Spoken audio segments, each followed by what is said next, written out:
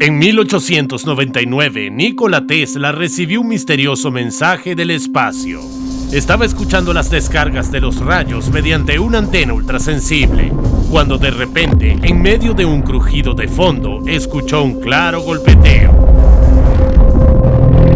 Y esos 3 golpes se repitieron una y otra vez. Asombrado, Tesla se dio cuenta de que era imposible que una tormenta eléctrica produjera señales tan ordenadas. Sin embargo, en aquella época no había comunicación por radio en la Tierra, y Tesla concluyó que esa noche escuchó señales de Marte creadas por criaturas inteligentes. Con su presentación, los periódicos se lanzaron a especular sobre la posibilidad de un contacto interplanetario. Por supuesto, la mayoría de los científicos se burlaron de las conclusiones de Tesla, pero cuando recibimos esta increíble señal espacial, ya nadie se reía. Pero eso no es todo. En la primavera de 2022, la NASA recibió misteriosas señales de nuestra propia sonda espacial Voyager 1. ¿Qué está pasando? ¿Está el espacio realmente tratando de hablarnos? En este video descubrirás qué señales tuvieron que ocultar los científicos al público para no provocar el pánico masivo. ¿Hasta qué punto es peligroso enviar mensajes de respuesta a civilizaciones extraterrestres?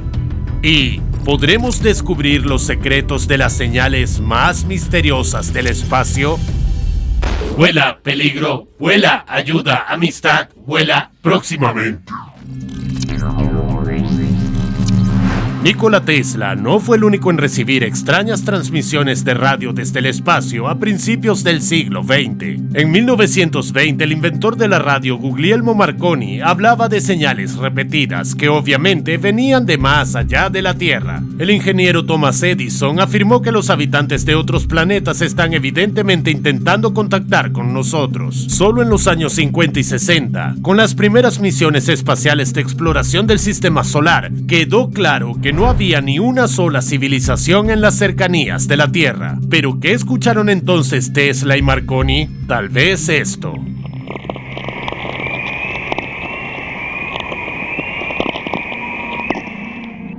Al convertir las ondas de radio en audio, así es el sonido de la aurora boreal. Esos chasquidos son las corrientes de partículas cargadas del Sol que chocan con el campo magnético de la Tierra. Hoy en día, los científicos suponen que los primitivos equipos de Tesla y Marconi perdieron la mayoría de los débiles picos y solo quedaron algunos chasquidos fuertes. Pero también hay una teoría más intrigante. Esa noche, la antena ultrasensible de Tesla podría haber recibido realmente una transmisión extraterrestre.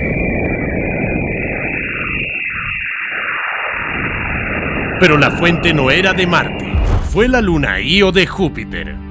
Gira dentro de la poderosa magnetósfera del gigante gaseoso y por tanto produce un ruido de radio estructurado, muy similar a una señal artificial. Tal vez eso es lo que Tesla y Marconi escucharon por una afortunada coincidencia. Y a medida que nuestros receptores evolucionan, empezamos a recibir señales cada vez más misteriosas del espacio. En 1964, los físicos Robert Wilson y Arno Penzias trabajaron en una antena de cuerno de Hall ultrasensible a las microondas en Nueva Jersey. Se les encargó encontrar el mínimo absoluto de fondo para mejorar la comunicación inalámbrica.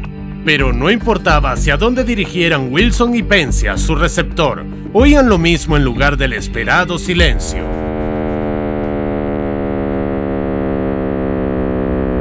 Un rugido ensordecedor aturdió los oídos de los científicos desde cualquier lugar, pero enseguida se dieron cuenta de que no se trataba de un mensaje amenazante de una civilización alienígena beligerante, sino de algo aún más increíble en ese momento: el zumbido del propio Big Bang. En miles de millones de años se ha debilitado y desplazado al rango de las microondas, pero sigue ahí. Y fueron Wilson y Penzias quienes descubrieron lo que ahora llamamos el fondo cósmico de microondas. Esta fue la primera prueba innegable de la teoría del Big Bang, por la que ambos científicos recibieron el premio Nobel. Pero algunas señales procedentes del espacio eran tan extrañas que los astrónomos no se apresuraron a comunicarlas al público, por temor a que cundiera el pánico. En 1967, los científicos británicos instalaron un radiotelescopio gigante y altamente sensible llamado Interplanetary Scintillation Array. fue diseñado para recibir señales de este tipo procedentes de misteriosos objetos espaciales. Así es como sonarían los quasar en el espectro de audio.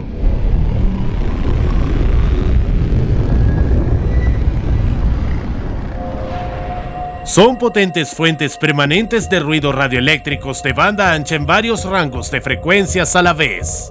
Para ese entonces, los científicos no sabían que se producía por la caída de materia en un agujero negro supermasivo, pero no dudaban de su origen natural.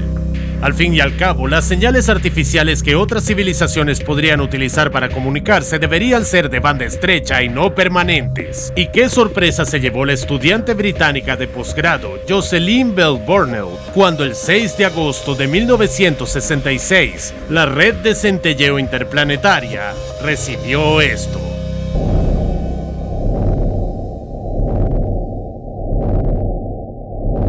Eran señales de banda estrecha intermitentes a una frecuencia de aproximadamente 110 MHz, que se repetían cada segundo y pico. Venían de la constelación del Zorro Pequeño, pero los astrónomos no vieron nada allí. Esta fuente era tan parecida a un faro de civilización extraterrestre que Bell y sus colegas la apodaron medio en serio LGM-1, que significa Pequeños Hombres Verdes 1. Los astrónomos decidieron mantener el descubrimiento en secreto para no asustar al público, y pronto encontraron varios LGM más similares.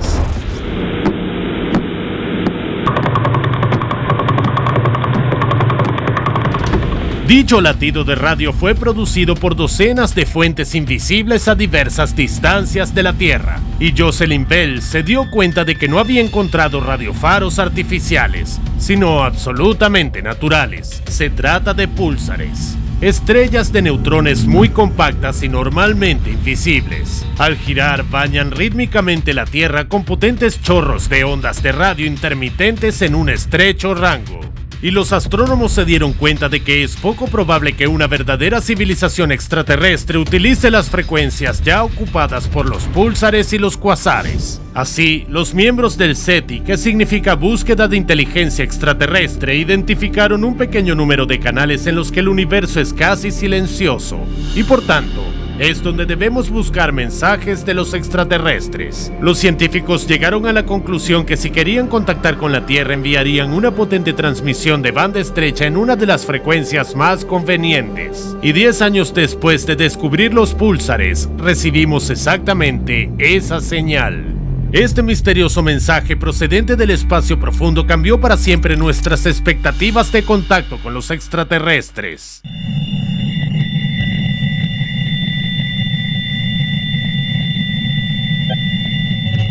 Este sonido místico fue el que inspiró al científico Carl Sagan para escribir su novela Contacto, que luego se convirtió en una popular película.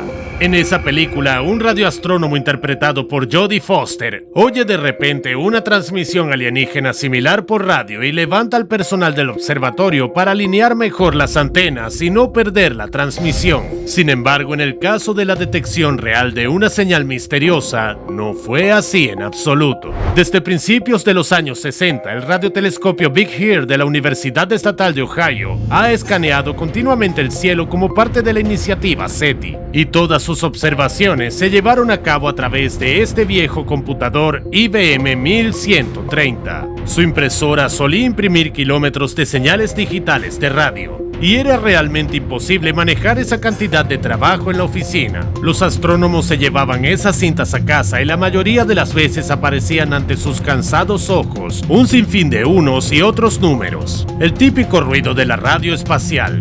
Pero cuando el astrónomo Jerry Eman hojeó las impresiones del 15 de agosto de 1977, una secuencia de símbolos totalmente imposible le llamó la atención.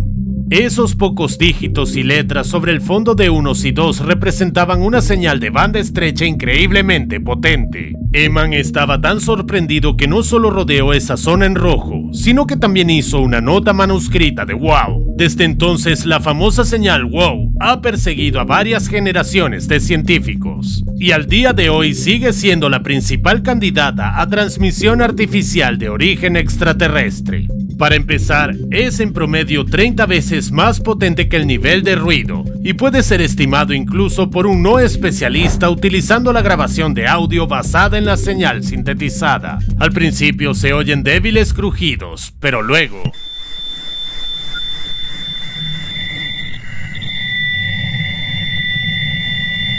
suena como si alguien de repente emitiera en directo un concierto a todo volumen con un extraño instrumento musical. Al mismo tiempo, la señal WOW se ha puesto de fiesta en solitario durante 72 segundos, lo que elimina la posibilidad de transmisión desde cualquier satélite espía. Después de todo, cualquier objeto en órbita cercana a la Tierra pasaría por encima del Big Air en solo unos segundos. Además, la señal WOW tiene una frecuencia especial de unos 1420 MHz. Desde el principio, los científicos de la iniciativa SETI la consideraron una de las principales frecuencias para una posible comunicación interestelar.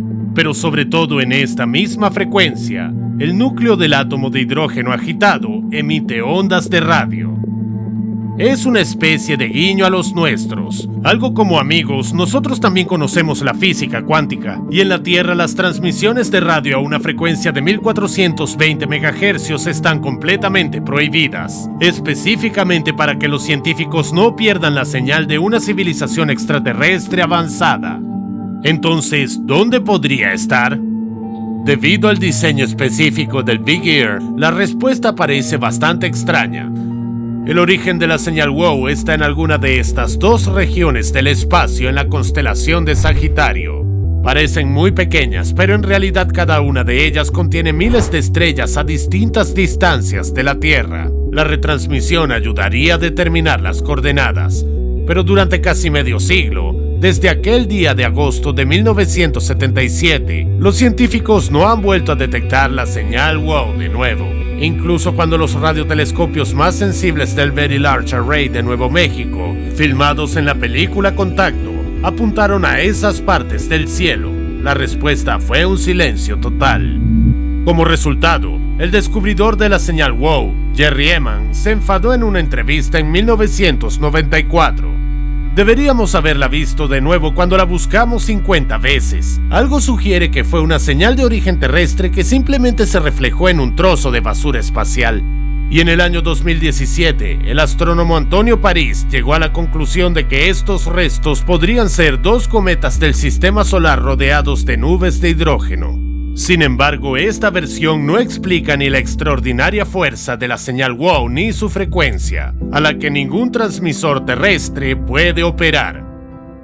Finalmente, los científicos rechazaron las conclusiones de París y Ehman se retractó de sus palabras pronunciadas en un momento de desesperación. Y en 2020, el astrónomo aficionado Alberto Caballero anunció un posible avance.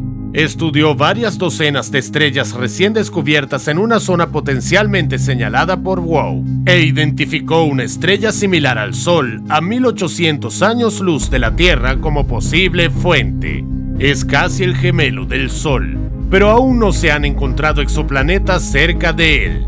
Puede que existan, pero solo son invisibles para los telescopios terrestres. Pero incluso suponiendo que los habitantes de este sistema intentaran comunicarse con nosotros a tal distancia, deberían haber utilizado un radiotransmisor de órdenes de magnitud más potentes que cualquier otro transmisor terrestre. Y si pudieron gastar tanta energía en la señal WOW, seguro lo repiten al menos un par de veces. No. Si pusieron todos sus recursos en una sola señal y al mismo tiempo encriptaron la respuesta a la pregunta principal de la vida, el universo y todo en sus cambios de amplitud, entonces captamos esa señal usando un telescopio que es incapaz de discernir tales matices. Ups. Los terrícolas tienen tan mala suerte y los extraterrestres son tan tontos como si no hubiera otro método de encriptación. Si queremos enviar una señal a otras civilizaciones, lo haremos bien, ¿no es así? Los autores del primer mensaje de la humanidad al espacio son científicos soviéticos. En 1962, con la ayuda del radar planetario de Yevpatoria, enviaron esta transmisión de radio interestelar.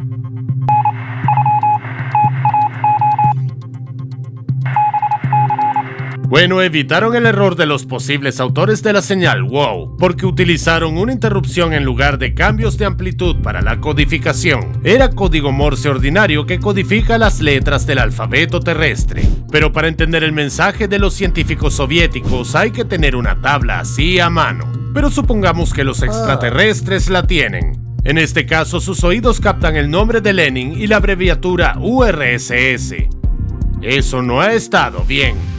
Sin embargo, el mensaje no iba dirigido a algunos habitantes de estrellas lejanas a miles de años luz, sino a nuestros vecinos más cercanos de Venus, porque en aquel entonces los científicos no sabían que era un horno infernal sin vida. Por suerte, la siguiente transmisión de radio espacial desde la Tierra fue más razonable y pensada. Esto es lo que enviaron los científicos estadounidenses desde el Observatorio de Radio de Arecibo en noviembre de 1974.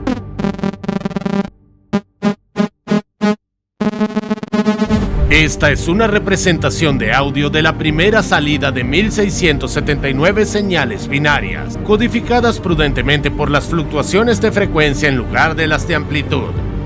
Un astrónomo de otro planeta experimentará un éxtasis aún mayor que Jerry Eman con su señal WOW. Eso es porque se enfrentarán a un intrigante rompecabezas. Los autores del mensaje de Arecibo esperan que el destinatario sepa ampliar el mapa de bits en la imagen de 73 por 23 píxeles. Y obtendrán... ¿un monitor roto? Entonces, un científico de otro planeta tiene que adivinar que no necesitan una representación horizontal con 23 líneas, sino en vertical con 23 columnas. Esto se pone interesante. ¿Pero entenderá un extraterrestre lo que está codificado aquí? Déjame intentarlo primero. Esta parte superior aquí se asemeja a las nubes en el cielo con un sol púrpura. Y aquí parece un gran árbol bajo el cual aparece Stewie de la serie Padre de Familia saltando en un trampolín para niños con su característico mono rojo. Y si te parece que esta decodificación es demasiado estúpida y rebuscada, veamos el verdadero significado de la señal. El comienzo es bastante comprensible para cualquier alumno de primaria. Las nubes son de hecho números del 1 al 10. Pero entonces los científicos decidieron saltarse la universidad y representar los elementos químicos que componen la molécula de ADN. Es el sol púrpura. Y la copa del árbol resultó ser los nucleótidos que componen el ADN, ilustrado con su famosa espiral justo debajo. Entonces no es la cabeza de Stewie. Y dado que de repente cambiamos de la química compleja al arte de píxeles, ¿por qué no, fuera de contexto, representar a una personita roja no con un trampolín, sino con la antena del telescopio de Arecibo debajo? Ah, sí, también hay un modelo pixelado del sistema solar torpemente apretado entre ellos. Bueno, estamos absolutamente seguros de que los receptores extraterrestres del cúmulo Messier 13, situado a unos 22.000 años luz, lograrán decodificar esta aglomeración de imágenes del mensaje de Arecibo.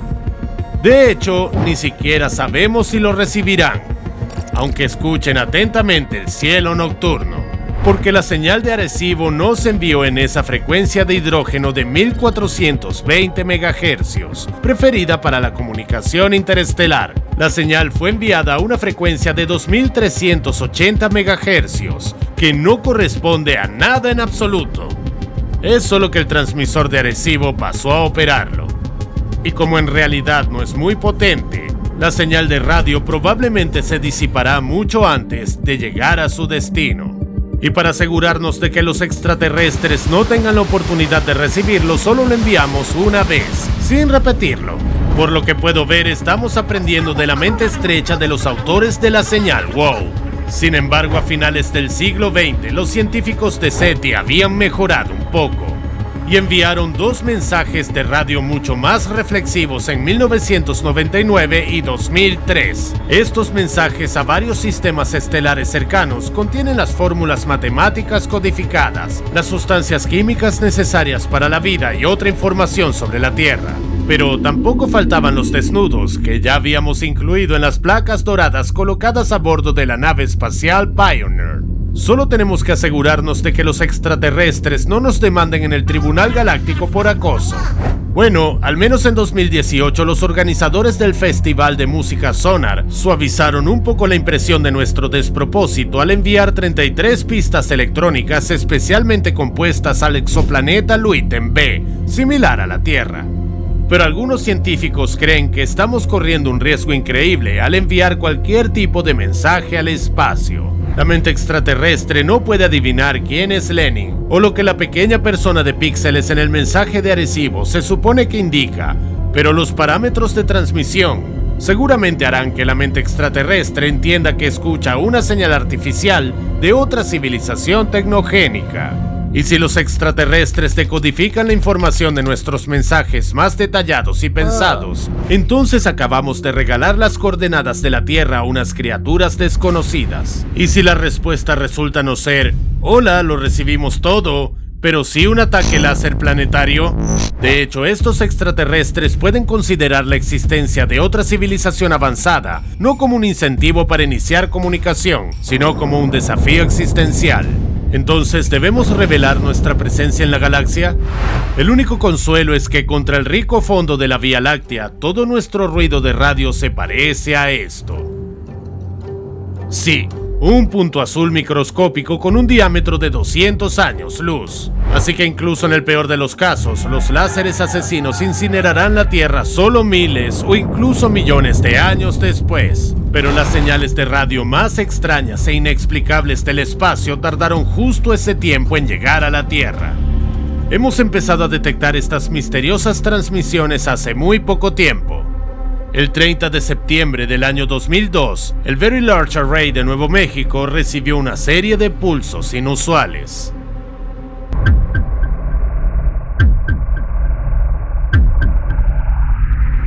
A primera vista era muy similar a lo que Nikola Tesla había recibido un siglo antes, excepto que aquí cada pico duraba unos 10 minutos y la secuencia completa duraba 7 horas. Eran básicamente 5 series de rugidos de radio de banda estrecha a una frecuencia de 330 MHz. Golpearon la Tierra desde una región del espacio cercana al centro de la Vía Láctea a una distancia de entre 300 y 24.000 años luz. Esta variación se debe a que los astrónomos no encontraron absolutamente nada en la zona de la supuesta fuente del rugido.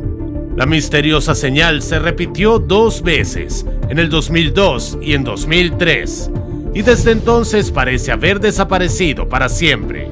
¿Qué fue eso? En sus trabajos científicos, los astrónomos llamaron a esta y otras señales similares transitorios de radio del centro galáctico, y los apodaron extraoficialmente burbujas cósmicas. Pero se trata más bien de una broma nerviosa porque los científicos no tienen ni idea de quién o qué ha producido esas señales. Son algo parecido a los conocidos púlsares. Pero por otro lado, los púlsares funcionan continuamente con la precisión de un reloj y no estallan en un fuerte rugido una vez al año para callarse después. Pero antes de que los astrónomos pudieran elaborar teorías plausibles sobre el GCRT, se enfrentaron a un misterio aún más fascinante y antiguo.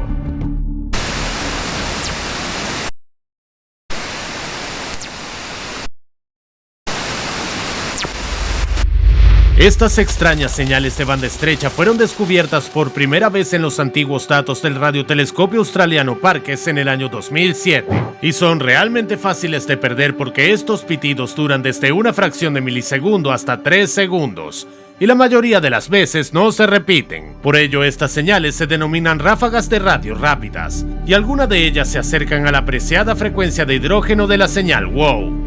¿Podrían ser todos estos fragmentos dispersos de mensajes de civilizaciones extraterrestres? Pero si se sitúan las fuentes de las ráfagas de radio rápidas en el cielo estrellado, verás una ráfaga de spam que viene de todas partes del cielo a la vez. Es como si estuviéramos recibiendo pings de cientos de civilizaciones diferentes, a millones de años luz de la Tierra y entre sí. Eso suena totalmente inverosímil.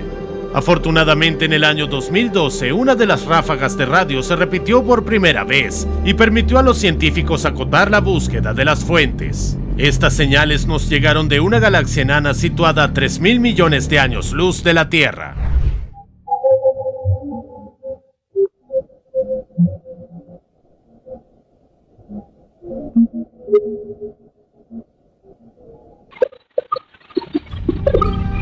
Esto significa que quien produjo esto gastó una enorme cantidad de energía en cada ráfaga de radio de 1 milisegundo. Esa cantidad de energía puede ser comparable a la actividad del Sol en unos pocos meses.